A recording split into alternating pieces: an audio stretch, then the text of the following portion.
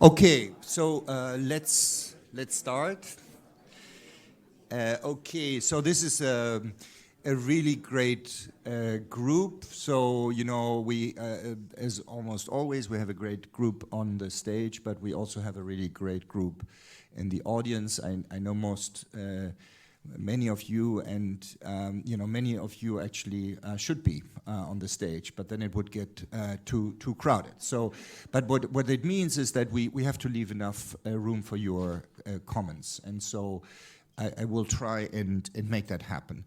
So let me quickly introduce the speakers in the order in which they're seated now. So to my immediate left is Jan Mischke, who is a partner at the McKinsey Global Institute. We frequently talk, particularly on this topic.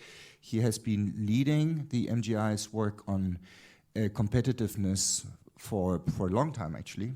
You've worked on the topic probably longer than, certainly longer than I have.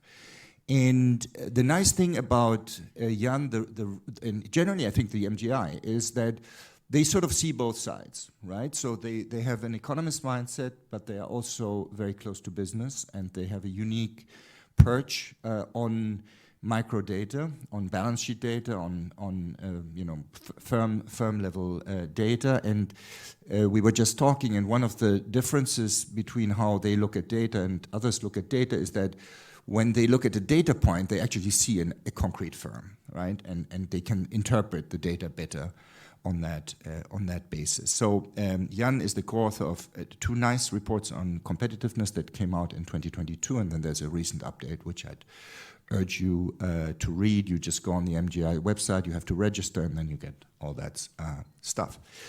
We have Fiona Scott-Morton, who is, of course, a senior fellow at Bruegel, and in her spare time she also teaches at Yale. She was a visiting fellow last semester, and then we decided to regularize the relationship.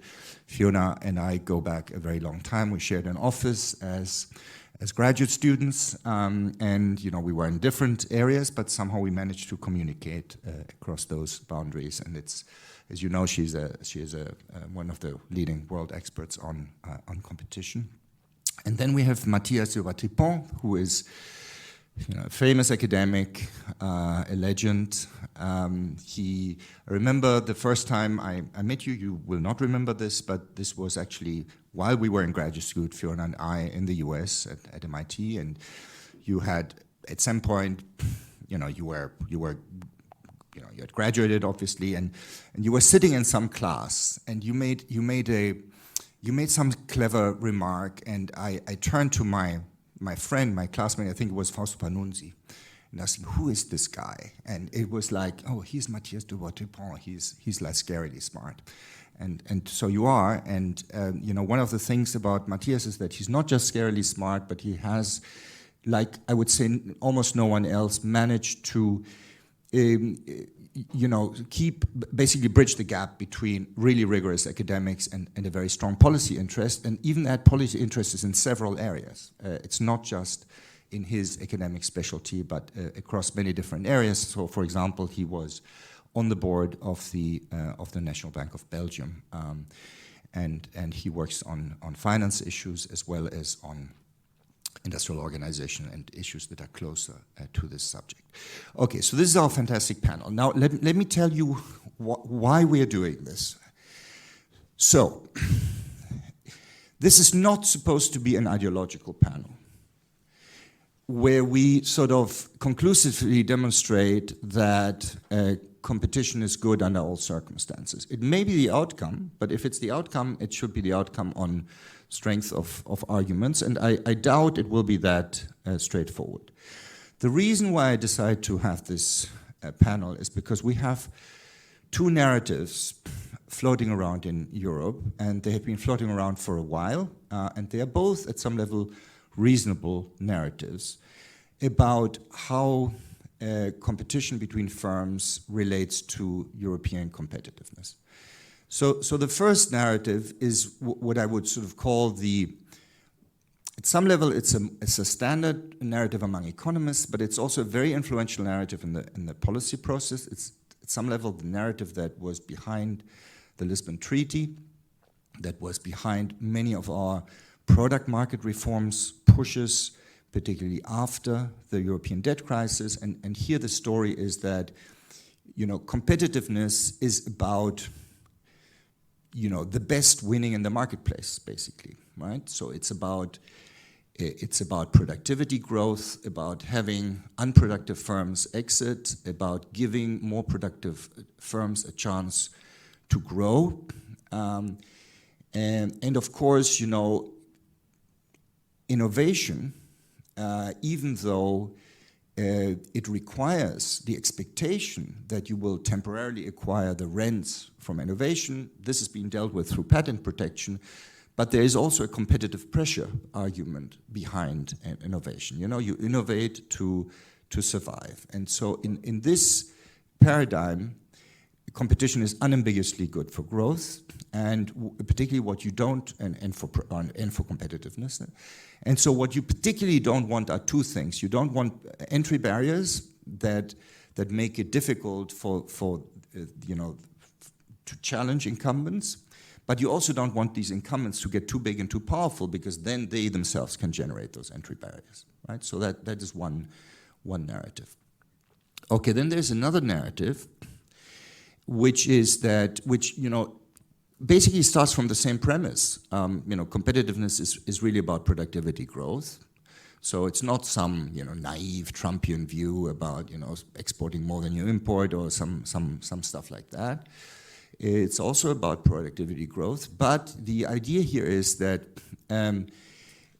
productivity growth, in order to be a foundation of prosperity, it should happen in particular sectors that are sort of the sectors of the future, right? Where the growth is supposed to be valuable, where it creates lots of value added, where we maybe can at least temporarily shield ourselves from international competition by differentiating our products, but sort of staying ahead.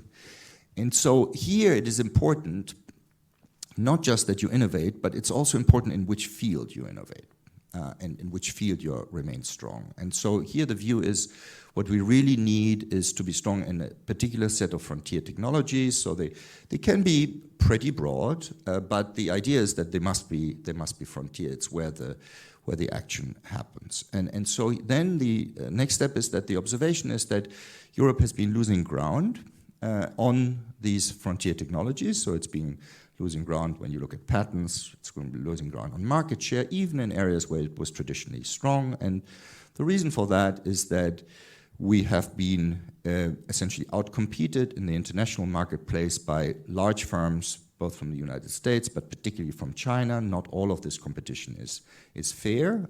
Chinese competition is very often subsidized. And so if we are going to retain an edge in these frontier technologies, we need scale.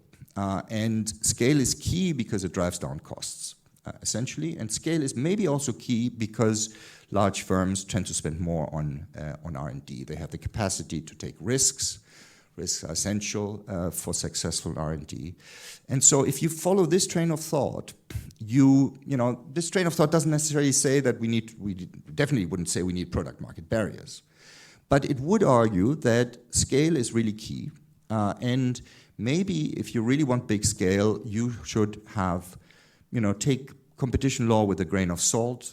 You should be friendly to mergers to a degree that we are not, right? So these are how you get from two angles to rather different conclusions. And so basically the purpose of the panel is at some level to reconcile these different views or to find out where they drift apart.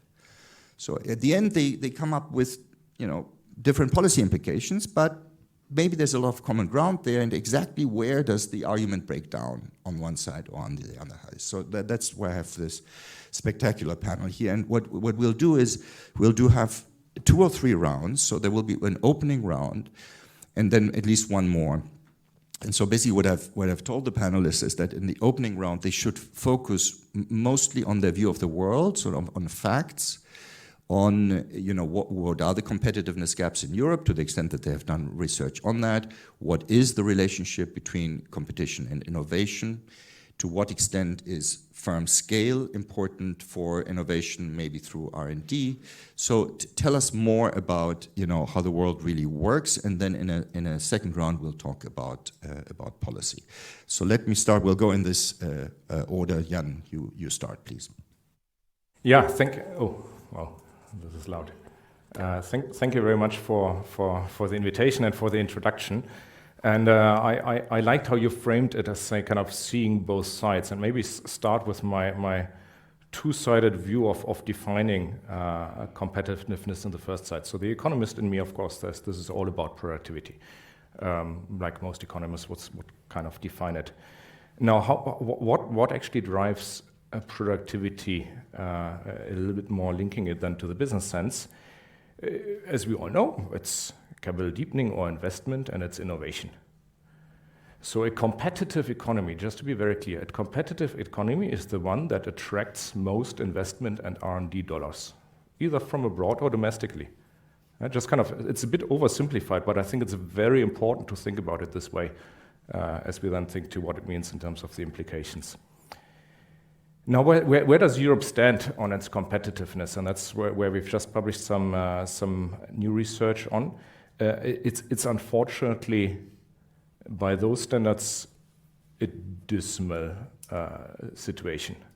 So if you take the more economist language, like competitiveness drivers, WEF rankings, IMD rankings, and so on, actually 12 of the top 20 are European. It's all good. We have the institutions, we have the infrastructure, we have good education. So you could say it's all fine. What's the problem? But if you take the more outcomes and more tangible business logic, productivity growth pre-COVID has been averaging at around 0.6% a year for the largest 5 European economies. That is, of course, way too slow, half of what it used to be, or less of half of what it used to be.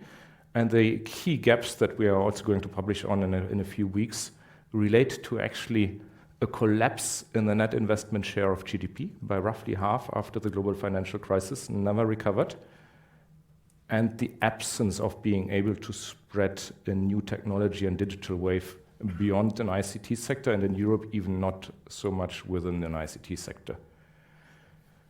And if I then drill into the elements then of investment and R&D or innovation itself, on the investment side we have analyzed the largest, more than $1 billion revenues companies on both sides of the Atlantic, about 1,000 each. European firms invest $400 billion less per year. $400 billion. And on the R&D side, they invest half as a share of revenues compared to US firms. Yeah, and when we drill into the individual technologies, for 10 key technologies that we identify that matter for the future, we see that Europe is falling behind the US and increasingly also China on 8 of the 10. These are, of course, a lot of the usual suspects anchored around what people would call tech, so from cloud to AI to quantum computing and so on. But it's also in European strongholds around clean tech and new materials. The competitive distance of Europe is shrinking. So it might not take long, and in certain areas it has already been overtaken. So it's not a good situation. It's about investment and innovation. Now, where does now scale come in? Scale is critically important for both in an increasing number of sectors and industries. So particularly as the world shifts much more towards intangibles, and tangibles scale at near zero marginal cost. So scale is very important. And just to kind of feed a few facts also on that, if you just take the typical 5 US tech giants, they have an annual collective R&D budget of $200 billion. That compares to $350 billion for all R&D spending, public and private, in the EU. Similar order of magnitude, just 5 companies. That's how dramatic the comparison is. But even at a lower level, if you go more like between SMEs and large firms, there's usually around a 30% gap in productivity between SMEs and large firms. And we have also research coming up on SMEs that shows those sectors actually manage to bridge those gaps and make SMEs more productive, that actually link those SMEs more to the large firms. So that is kind of, there's a structural advantage for all B2B SMEs, but there's also what we see in sector deep dives, advantages in sectors like auto in Japan, where the SMEs are actually orchestrated around big companies that help them gain scale without having scale. So scale is really important for R&D, also for investment, and R&D and investment attraction is really what we should be after.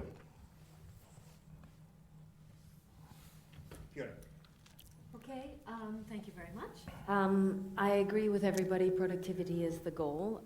I think when scale, it's just important to emphasize the causality.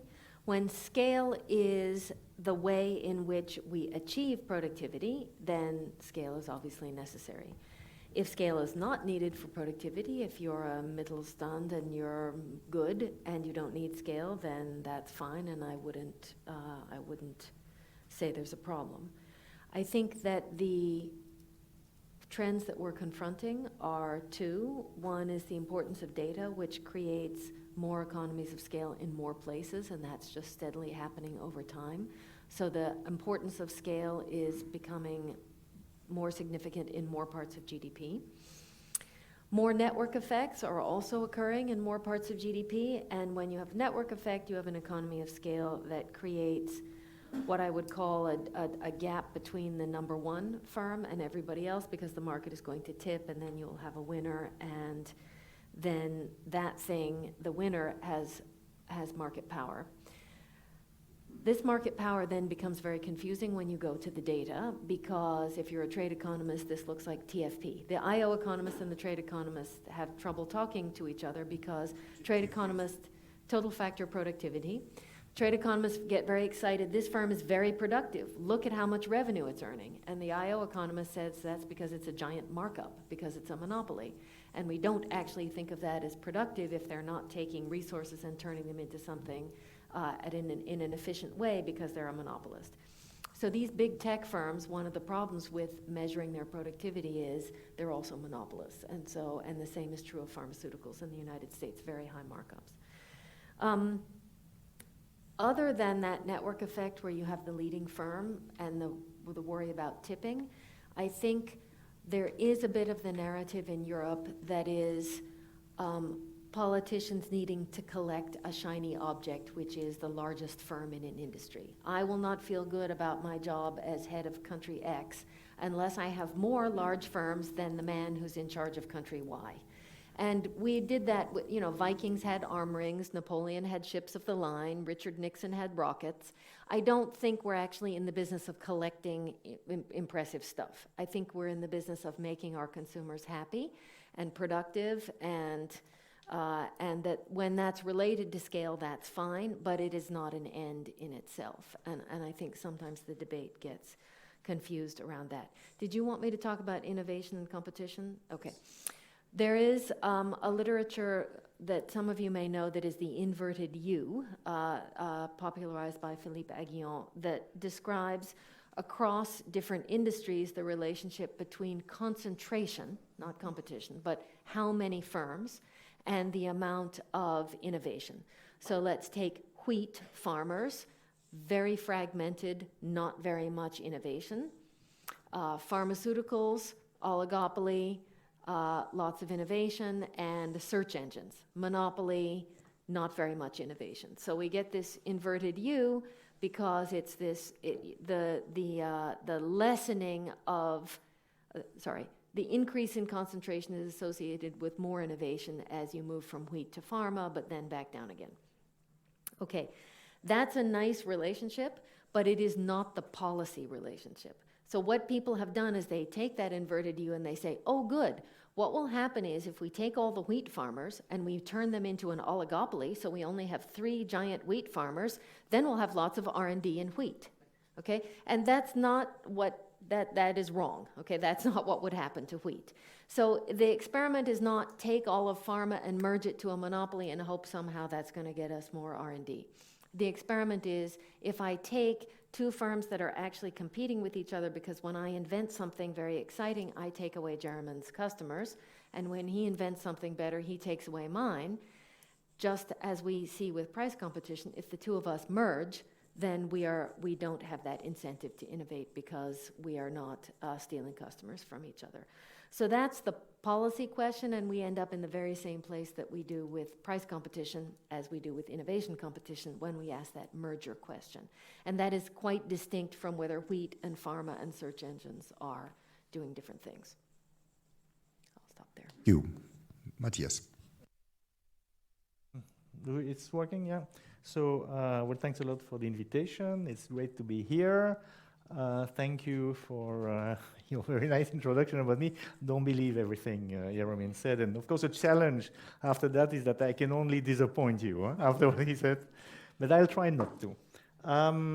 Now, I agree with a lot of what has been said by Jan and by Fiona. Clearly, productivity is important. Clearly, it should be well measured. You can only share wealth that you have produced. So at that level, it is true that we need to keep an eye on this. The McKinsey reports also say that it's nice in a sense that we have an inclusive social model.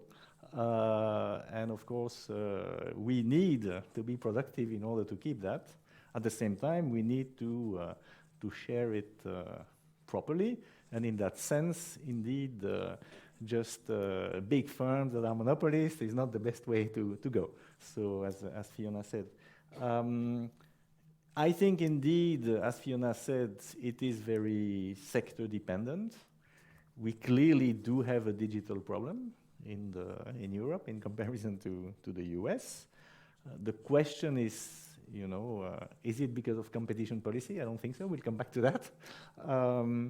We do have, by the way, also a big energy problem. And so since the Ukraine invasion and all that. So, and these things can potentially threaten, with digital sectors where we have been strong, cars, pharma, indeed, potentially, the AI revolution, which some people say is an AI bubble, so we still have to see. But indeed, there are fragilities there, and of course, our energy-intensive sectors, fragility also, and in a world where we have on top of that defense challenge and all these kind of things, so we should definitely not be complacent, and I think a lot of now in at the same time, competition is useful.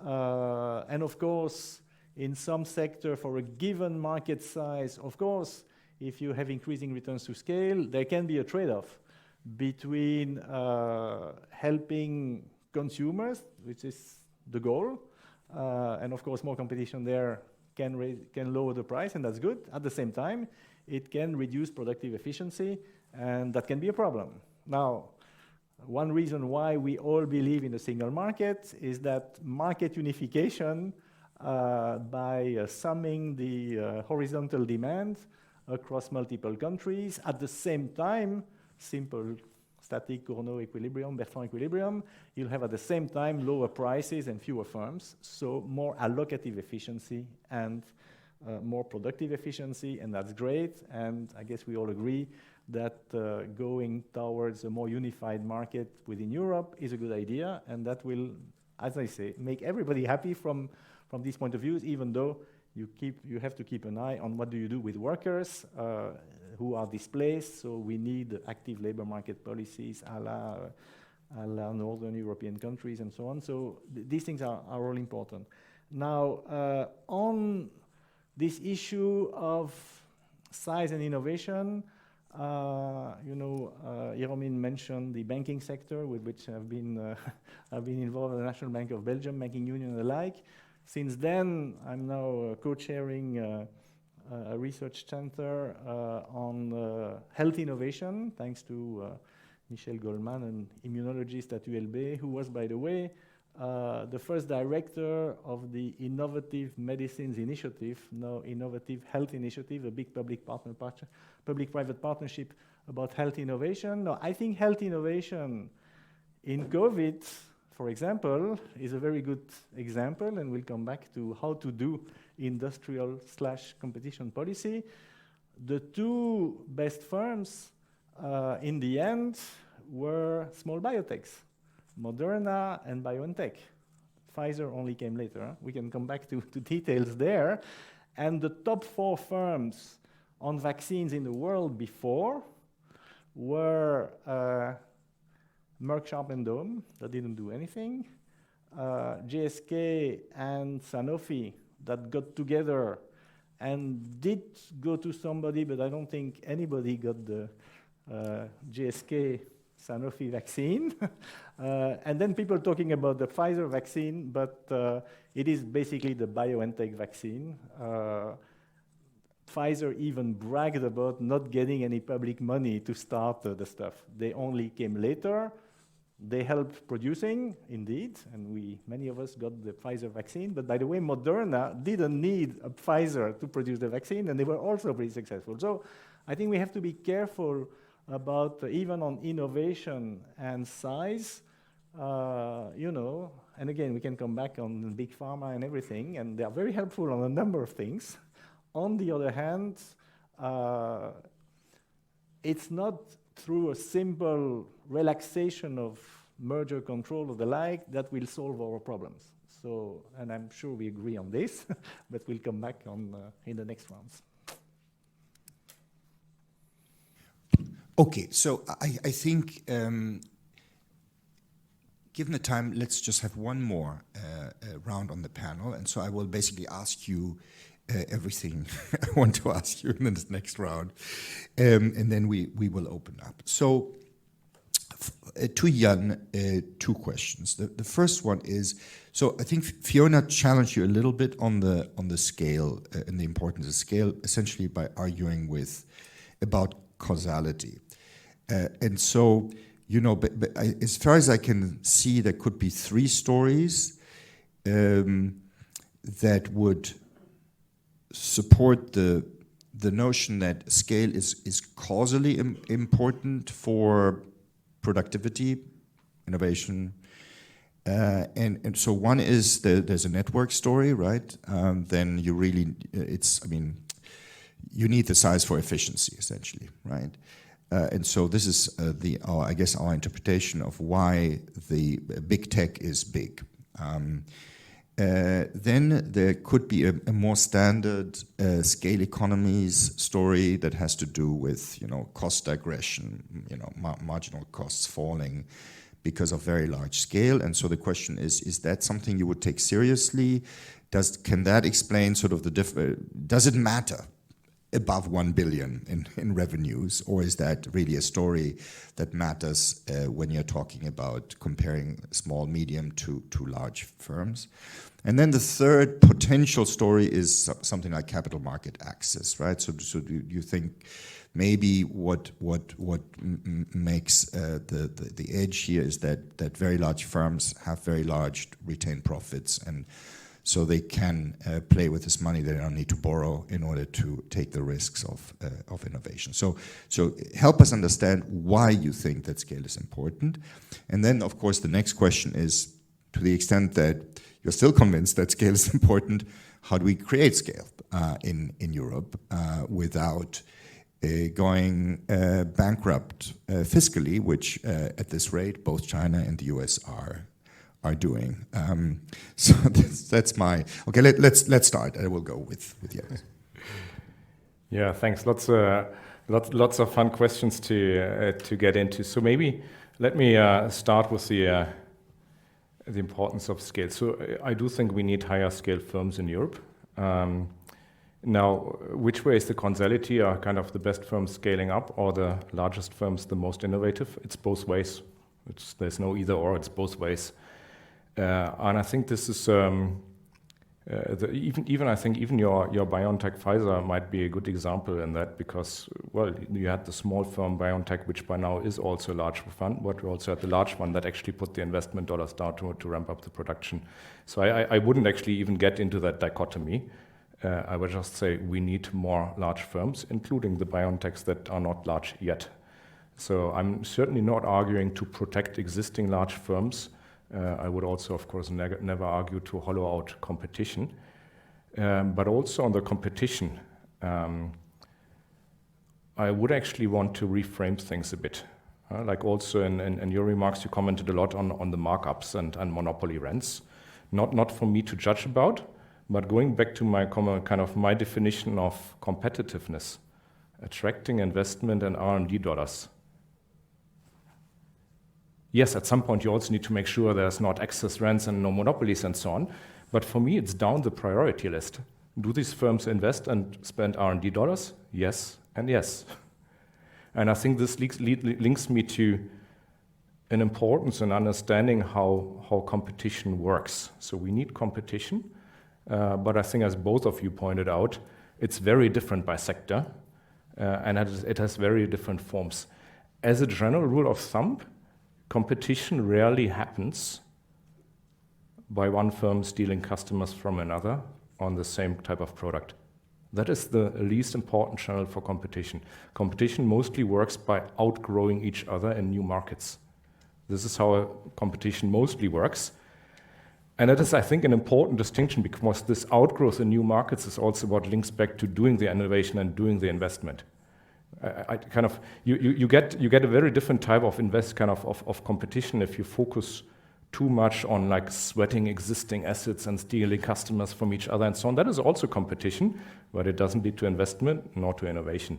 Or it can also, automation, but it's not black and white. But I would just be careful in how to think about that issue. And with that in mind, in some markets you do need the scale. In some markets you also need the scale that is way beyond $1 billion.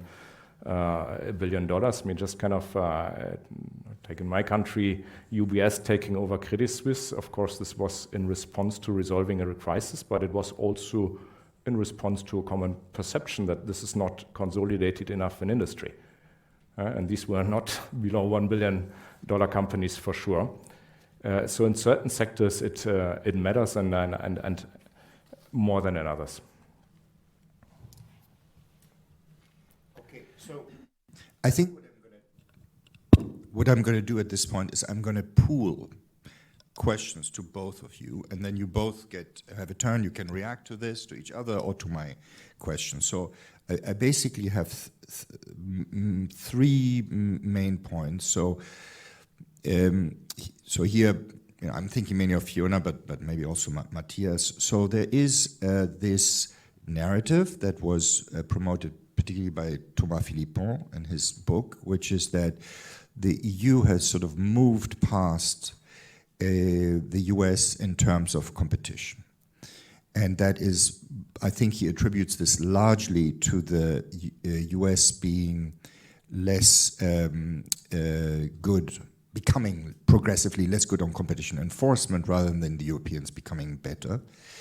There's also a phenomenon that is documented in some OECD data, which is that in Europe, product market barriers to entry have declined as a result of perhaps reform. And if you just line up all OECD countries like the OECD loves to do, the US doesn't look so great on that one. Most EU countries seem to have lower market entry barriers. Yet, the perception that the US is the more dynamic place and it's certainly the place where more innovation happens, where R&D is bigger, is continues to be there. So if someone could address this puzzle, if it is a puzzle, the second question that particularly Fiona should answer, since this is your field, is in what sense might competition policy be wrong in Europe? So are merger rules too strict? Can DG Comp not pay enough attention to these legitimate arguments about scale under the current rules, so should they be reformed? Or maybe we should go the other way and we actually, product market entry barriers are not everything. We should actually be more aggressive about competition in some sectors. If so, what are tools that could do that?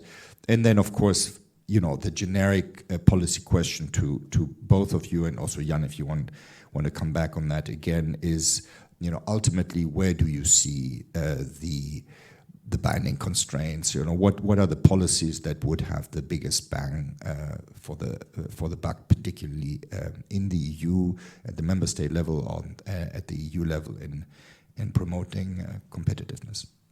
Maybe Fiona first. Yeah. I think it's really important to understand that what you said, Jan, the outgrowing each other into new markets is in fact stealing each other's customers. If I get to the new market before you, I get the customers. If you get there before me, you get the customers. That's innovation competition. So to say we're going to sacrifice that competition to get investment doesn't make sense to me. I'm going to invest to get there before you because you're there, trying to get those same people and grow into a new market. So if you were not there, I would take my time about growing into the new market because I know you're going to try to steal those customers first. I invest more. So I really don't see the trade-off here at all. I think that the more firms there are trying to outgrow each other, the better it is for the society and the workers and so forth.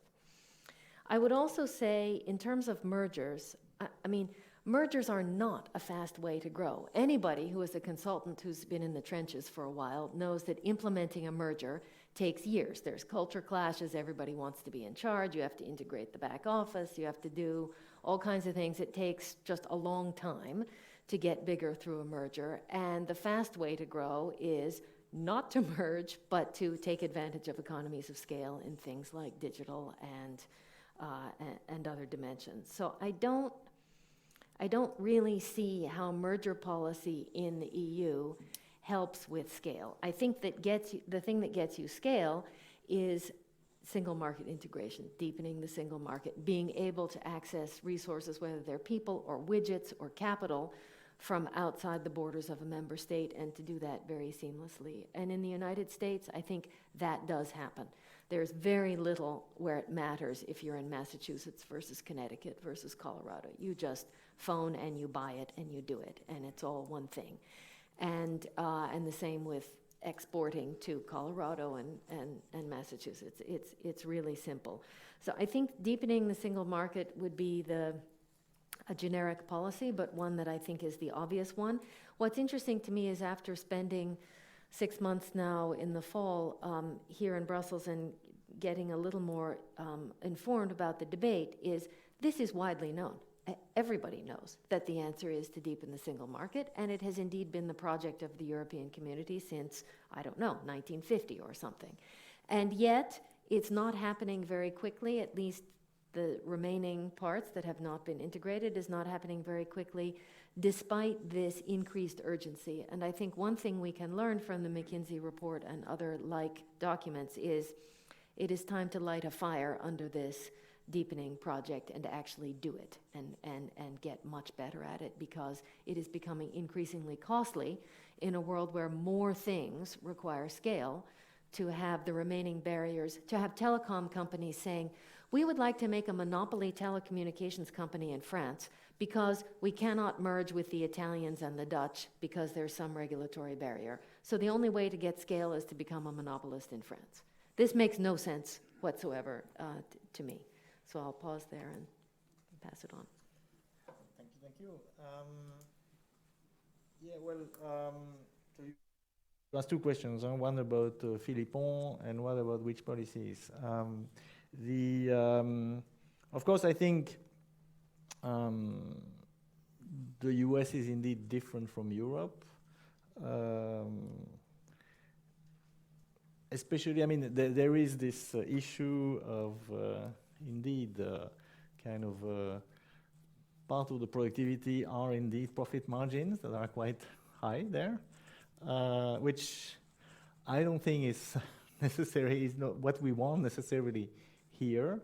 I do think that high profits can be the result of great innovation and so on, can also be indeed lots of market power, and then you get a bit lazy. So you know, the replacement effect versus the threatened monopoly replacement effect versus the threatened monopoly effect. So it can go both ways, as often in economics. I think, frankly, when I look, for example, we mentioned the healthcare system, 17% of GDP, 17 in the US, and I think everybody agrees this is not the model to follow. Also, it's the most expensive, and the aggregate statistics are not great. Of course, some of that is due to the deaths of despair, to the high infant mortality and things like that, which should be dealt with separately. But some of it is due to insufficient protection of consumers and the like. Just look at the opioid crisis, which by now is illegal fentanyl, but it was legal drugs. Huh? So and when you look at the how Purdue Pharma got away with all these kind of things, it's often, thank God, in Europe we have more, but they made a lot of money for a while. So I think we have to be careful about if we want indeed to allow for high profits, which in some cases may be okay. We also need a good reason. I think right now, for example, I mean, I was able to look a bit at the retirement homes case in France and the like, you know, Orpea and so on. You've seen, you know, these guys are allowed to buy a lot of retirement homes and to, I think competition policy has not prevented them from doing that, and the result is not great. Huh? So, and I don't see why allowing these kinds of things will help with our global productivity. So I do think we have to be, and by the way, I do think that competition policy is reasonably flexible. You know, we have specific cases for services of general interest. We can have specifics for, we do have in banking, of course, the financial stability concerns that influence how we deal with, you know, after the Lehman thing, with some colleagues from CPR, DG Competition had asked us to write a little report about how to make the bailouts compatible with competition policy, and I must say DG Competition did it very well in the end. Huh? So the same with critical material and the like. Indeed, there are things where we shouldn't be naive. The Americans are not naive with their IRA. The Chinese are definitely not naive. On the other hand, we do have, as you said, we do have public finance constraints. We also have the specificity of Europe being a regulatory giant, but a budgetary dwarf. We have only 1% of GDP, and a third of it is already going to agricultural policy, and I don't think it's going down these days, so clearly. So we need to find policies that are good value for money. And in that sense, in terms of policies, people are talking about industrial policy, and indeed there are successes.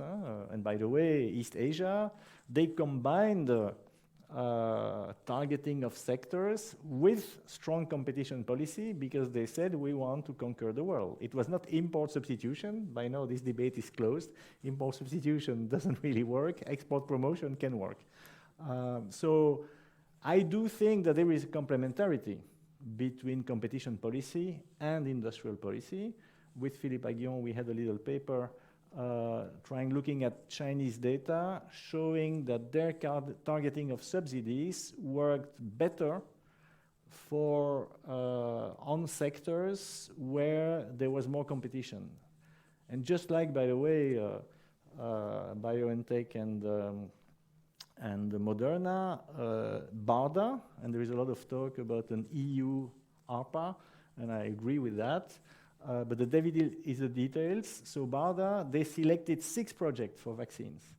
And they said, so they diversified.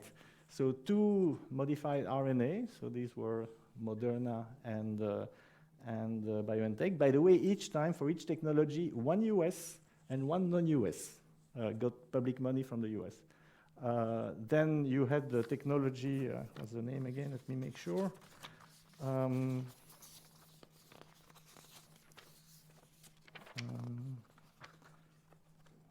If I have it. Yeah. Then viral vector, that was Johnson & Johnson, US, and Oxford AstraZeneca, non-US. And then the final one, protein subunit, Novavax US and Sanofi GSK EU. By the way, they did pick winners well. Huh? All 6 in the end got authorization in record time, either in FDA, US, or EMA, EU. As I say, the last 2, they came a bit too late. But so it was a competition-friendly industrial policy. And so allowing, it's not just giving money to big incumbents, but everybody could do it. So I think that's the way to go. By the way, we can do it the IRA way, adding, some smart European preference. Obviously, defense is another way where you could do it. So I think the policies are reasonably clear, and they should emphasize the complementarity between industrial policy and competition policy, I would argue. Jan, anything quick to add on policy? So single market message and sort of smart competition-friendly industrial policy. Those are the main 2 things. You broadly agree, or is something missing? No, I agree. And just to be clear, I mean, I would be the last person to disagree that we need competition to get the investment going. I'm just kind of saying in the sequence of things, I would see investment and R&D as better indicators of successful competition than markups, right? Now, in terms of the policies, I think there's certainly case examples and sectors and so on where M&A and competition policy matters. I agree with you. I think that's not the biggest issue. I think the biggest issue is the fragmentation of the EU. One idea we have brought forward on that is like kind of rather than waiting the next half century until we have another 20% completion of the single market, maybe we can move fast forward by creating a 28th regime. Where those companies who actually do need to scale up or do have the scale can opt into a common set of rules, and everyone else plays by their current national standards and doesn't need to bother. Maybe that's an idea to accelerate. And I think the other thing is about getting the scale in industries that Europe currently doesn't have but needs. It's just no longer acceptable in the year 2024 that Europe is deciding to not play in tech. It's like saying we are becoming competitive by being the most productive cattle producer, right? It's not this era, and I think for that we need, as you call it, competition-friendly industrial policy. It will not happen by itself. How that looks, beyond me to say how it looks, but I can say $400 billion a year is the number we need. It will not be 1.2 billion support for cloud in Europe. Okay, there's a challenge. Okay, we're going to throw it open. I have a few questions on Slido already. So the Slido code is #competitiveness. But let's start from the floor. Any takers? Please start. We'll do a round, so we're not going to do one by one. And Reinhilde as well. Okay. Can you introduce yourself, please? Yeah, so thank you for all your points. I'm Baudin Demtine, working for the Federal Planning Bureau, so a Belgian government institution. I have a question on scale. So we argued a lot about whether scale was necessary for competitiveness or not. I would like to hear your thoughts on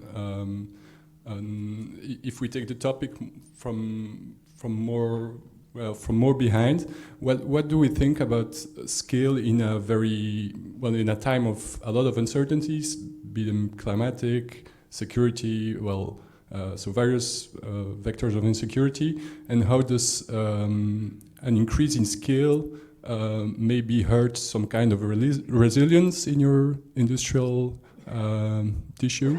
So what are your thoughts about scale versus resilience? Thank you. I see Reinhilde Vögeles and I see Scott. So Reinhilde first. Reinhilde is from Bruegel and KU Leuven. Yeah, great discussion. So if you put innovation as central for competitiveness, then contestability matters, and small startup companies with new, bright ideas should also be able to grow to critical scale as well. For that, they need expected returns and single market, definitely. Single market as their home market, but of course also an open single market here, because all of these markets are global. So my question was, to which extent is this trade policy instrument here keeping our markets open, including open for competition, important? And a second dimension is, even if you have a large integrated market here, there is still the issue of, are you able for small startups to be able to finance, to find the large finance that you would need to make these investments here, and then having also a fragmented venture capital market that's not able to fund these larger amounts here, would that also be a constraint for getting to competitiveness for Europe? So Scott is next, and then Alex, and then we continue. I have you on my list, okay? But we will go back to the panel. Go ahead. Thank you very much. So my question is very much in line with what Reinhilde was just raising.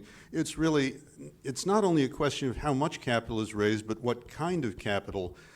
Europe tends to be very much bank heavy and capital markets light. Over the last 30 years, there's been a huge increase in bank capitalization, while equity markets stayed relatively flat. The real issue in many cases is scaling companies up. And so the level of pre-IPO risk capital is critical. And the average funding available to scale up firms through IPOs is about 5 times higher in the US. For pre-IPO risk capital, if I'm not mistaken, it's something like 20 times higher. How do you fix this imbalance in where the financing is to make more risk capital available? A question, I think, especially for Jan. Thank you. Alex. Yes, hello, Alexander Strel from the University of Namur. I have two questions. One is on scale and innovation, because my impression is that we need big and small, small for discovery and big for deployment. So, I mean, I'm not sure that the debate is big or small. I mean, it's probably a bit of both. And if you look at Google, for instance, most of their innovation were coming from acquisition, I mean, starting from Android to YouTube, now to DeepMind and so on. So I'm not sure that big firms are good at discovering. So that's the first question. The second question is, if you have one advice for Draghi in the context of his report, what it will be. Okay, we'll throw it back to the panel. I have one more round. I'm going to add one question from Slido, maybe for Jan. In the automotive industry, do you consider potential M&A among EU and US firms to offset the production scale and EV patenting activity of emerging Chinese firms? So can we save ourselves from the Chinese through M&A in that sector? Okay, why don't we maybe go in the opposite direction now? Matthias, you go first. I hope you'll say smart things about venture capital and what is cause and effect here. Well, I think that indeed there are,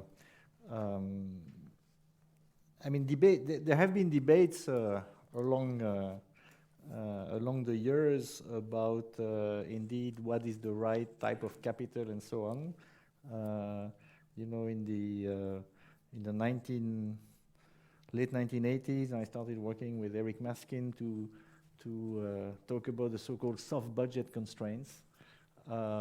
This was at the time where the Berlin Wall fell and all that, and the view was, one problem was that in these centrally planned countries, they couldn't stop funding losers, because there is this question that industrial policy, they are not great at picking winners. It was not the case, by the way, of BARDA for the COVID vaccine, but the bigger problem is probably, how do you cut losers? And so the view was that, of course, these countries were doing that, but somehow Europe was also a bit like that. On the other hand, there was the view that if you're very good at cutting when things don't go well, then you can have short-termism, quarterly capitalism. So it's never, in economics, there are always two sides to the coin.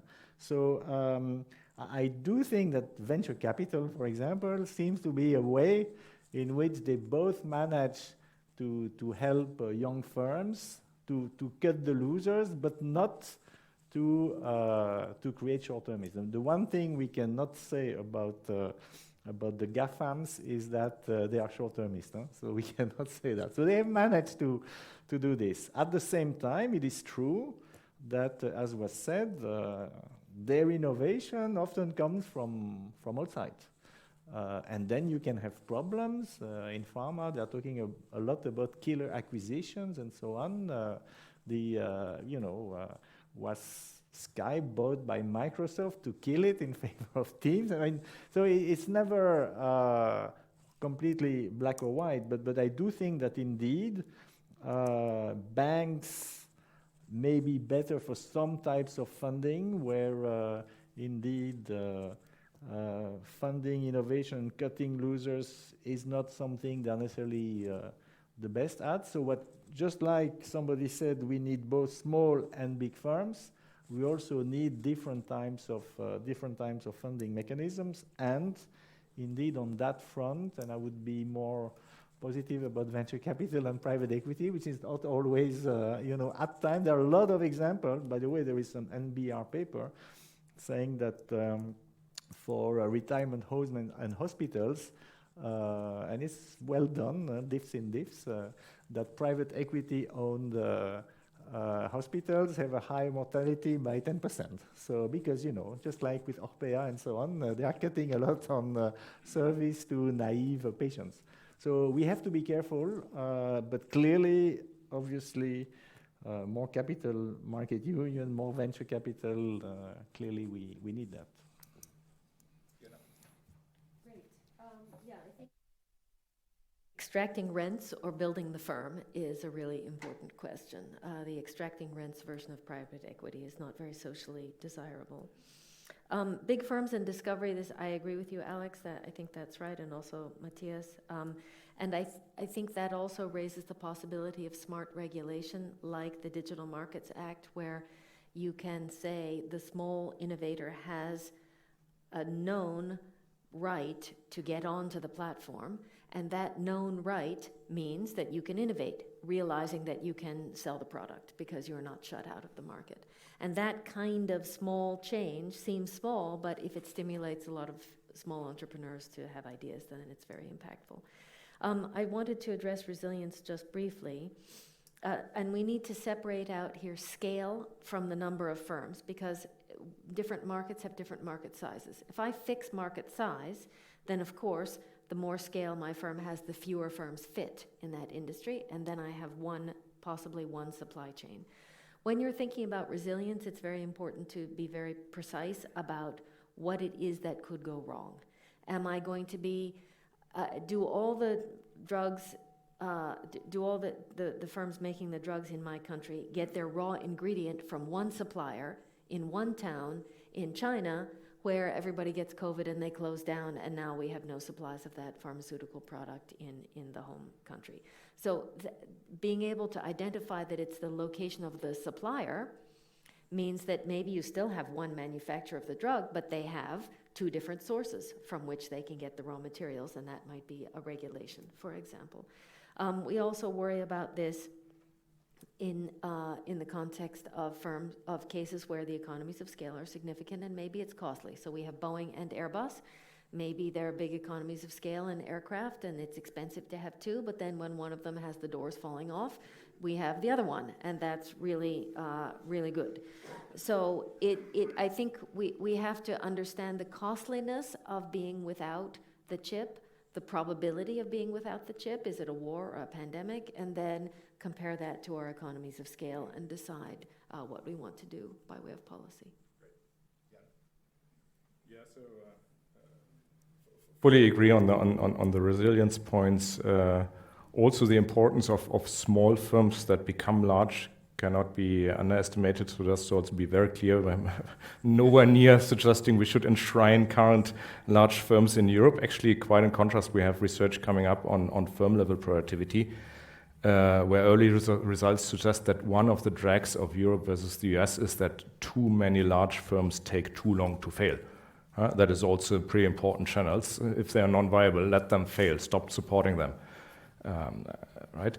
That said, we still need this kind of the small firms to scale up larger, and of course be cognizant that most of the innovative young firms actually cluster around large ones. Like kind of Google is buying up, but most of them are also founded by ex-Google employees to make it very kind of practical. On the venture capital and risk capital, I agree. This much more is needed in Europe. There's certainly much more that can happen with the capital market union. I think pension funds are not insignificant. They are smaller in Europe. They are completely fragmented, and they have asset allocation rules that don't usually allow them to invest much in the asset classes. These are things that can easily be changed and probably should. But we shouldn't underestimate the demand side for capital. Capital is fairly global. It moves fairly quickly. You have currently 4 percentage points higher ROIC for US large firms than for European ones. You have currently $200 billion a year more greenfield FDI into the US than into Europe. Money moves when there's a return. And if you're a venture capitalist and you can select a startup that, as you called it, like can call in Massachusetts or whatever next day and cover $400 million with one website versus one that is somewhere in Europe and needs to convince 27 often relatively slow administrations of its products and services, which one do you pour more money into if they're identical in all other senses? So I think we need to overcome the fragmentation first. So we are almost out of time, but there's at least one question that I promised to take. Why did you go ahead? And then maybe if there's one more, we can also take that. Daniel, yes. Please identify yourself. Thank you very much. I'm Luc Indrix. I'm the Director General of ECTA, the European Competitive Telecommunication Association. We represent the non-incumbent operators in Europe on the telecom side. So Peter Drucker has made lots of studies and demonstrating that most of the M&As destroy value. Credit Suisse, before they disappear, had just released a report also showing that almost all M&As but one destroyed value. There is absolutely nothing that prevents in competition law, for example, Deutsche Telekom to buy SFR on France, or to have bought Vodafone in Spain, or the other way around, Orange to buy KPN in the Netherlands, or Deutsche Telekom to buy Proximus. So in competition rules. But why then, if scale is so important and brings so much values to companies, have we seen in the telecom side many firms divesting from different countries? Vodafone is a good example, but even the big ones have done so. And why is there not so much more appetite economically that we see, in fact, already more of operators operating in more European countries? Thank you. Daniel Gross, please. And Friedrich, look, you're the last one. Daniel Gross, formerly head of SEPS and now leading as an important startup that's challenging the incumbents from Milano. Yeah, thanks a lot. And I'm a long timer here in Brussels, 37 years. And that will also be the backbone to my question. I'm very sympathetic to the argument that we need a stronger single market and we need to integrate the markets that we have, or we need to eliminate the barriers that we still have. I have two problems, however, intellectual problems, if you want, with that argument. The first one is cross-country. If you take Switzerland, not in the internal market, but still doing very well. And we have other examples of very small but very successful economies around the world. The second doubt comes from the intertemporal aspect. As I said, I have been here for a long time, and we have been integrating the market for 30 years now. And we have made progress. We had the internal market program, we had the services directive, and we have almost every other year some initiative. And at the same time, our productivity goes down. At the same time, as Jan said, our firms invest, at least compared to the rest of the world, less in R&D. I can't get these two things to make sense. There must be some other factor going on. Okay, Friedrich, and by the way, my colleagues, can you bring back the slide of questions on this screen so that possibly they can choose? Yeah, Friedrich Lucke, European Commission. Thanks a lot for your presentations. I have one question that is probably directed mostly to Mr. Mischke. You said that in Europe too many large firms take too long to fail, and I was just wondering what your position is on whether the both political and market fragmentation of the EU is correlated with this fact that larger firms take longer to fail, both in light of state aid, that national governments may have stronger incentives to try and keep their firms afloat, but on the other hand also that the capital market is very fragmented, and in theory a more integrated capital market would be more able to give lifelines to firms that are struggling and keep them afloat for a bit longer. Okay, and then finally, if you want to glance at the slide of questions, if there's anything that you find interesting, please answer that too. So let's start now with Jan and then finish with Matthias. Please, Jan. Good one. So on the telecom M&A, I kind of I think what is the right scale and what is the right number of companies is just very, very market dependent.